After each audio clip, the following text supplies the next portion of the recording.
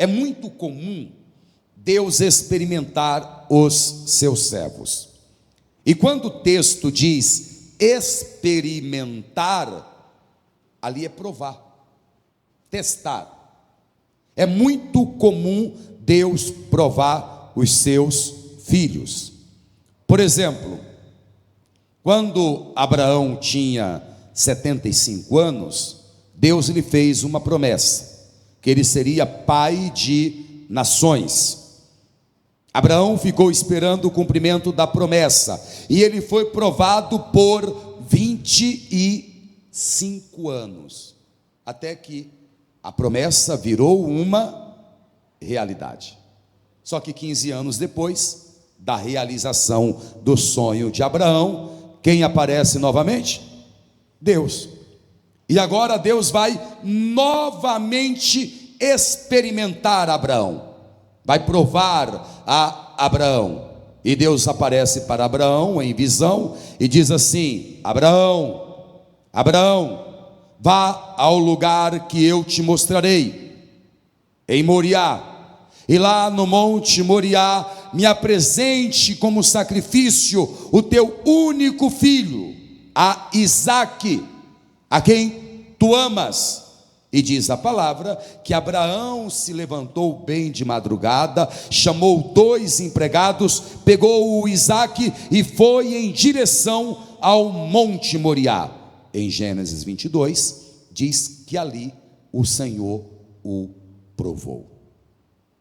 Era uma prova. Hoje nós sabemos que Deus não aceita sacrifício humano, mas Abraão não sabia disso. Para nós hoje, um pedido desse é antibíblico. A gente sabe que não é Deus falando, porque Deus não vai contra a sua palavra. Mas quando Deus falou com Abraão, ele o estava experimentando. Deus o estava testando para ver se Abraão tinha fé o suficiente para fazer aquilo que ele estava mandando. Abraão não sabia que era uma prova. Um outro exemplo, em Deuteronômio, e eu quero ler na linguagem de hoje, tá, Cauã? Capítulo 8, o povo tinha saído do Egito com muita riqueza, vasos de ouro, pedras preciosas. O povo saiu do Egito levando consigo a riqueza dos egípcios. Então o povo estava batendo no peito dizendo: o meu braço conquistou isso, nós conquistamos esta riqueza. Aí Deus usa Moisés e diz o seguinte, Deuteronômio capítulo 8, eu vou ler o versículo 2, e eu quero ler na linguagem de hoje, porque diz assim, Moisés falando ao povo: lembrem como o nosso Deus guiou vocês pelo deserto esses 40 anos. Durante essa longa caminhada, Deus os humilhou e os pôs à prova. Põe na linguagem revista e corrigida esse texto. E te lembrarás de todo o caminho pelo qual o Senhor teu Deus te guiou no deserto estes 40 anos para te humilhar, para te provar, porque Deus não tenta ninguém, para saber o que estava no teu coração, se guardarias os seus mandamentos ou não. Era uma prova. Eu vou interromper o vídeo apenas um instante e vou pedir encarecidamente a você, porque para você não custa nada, mas para o canal vai ajudar muito, para que você curta esse vídeo, comente e compartilhe, e também se inscreva. Vamos lá, não custa nada, mas para o canal vai ajudar bastante, e aí o YouTube vai entender que esse assunto é um assunto relevante e vai indicar para mais pessoas. Muito obrigado, vamos voltar para o vídeo. A humilhação que o povo passou era uma prova, era um teste. Quer um outro exemplo? Deus liberta o povo do Egito. Agora o povo está andando pelo deserto. Deus os guia no deserto. Além de fazer chover pão e tirar água da rocha, agora eles saem de uma parte para outra, e Deus os conduz a mananciais de água. Eu já fui a este lugar, e estas mesmas águas estão lá até hoje, que são as águas de Mara. Deus guia este povo pelo deserto até as águas de Mara. Quando o povo põe as águas na boca, imediatamente o povo cospe a água. Alguém sabe por quê? Porque as águas eram amargas, eram impróprias para o consumo, eram impróprias para o consumo. Aí eu pergunto a você, o que Deus esperava daquele povo?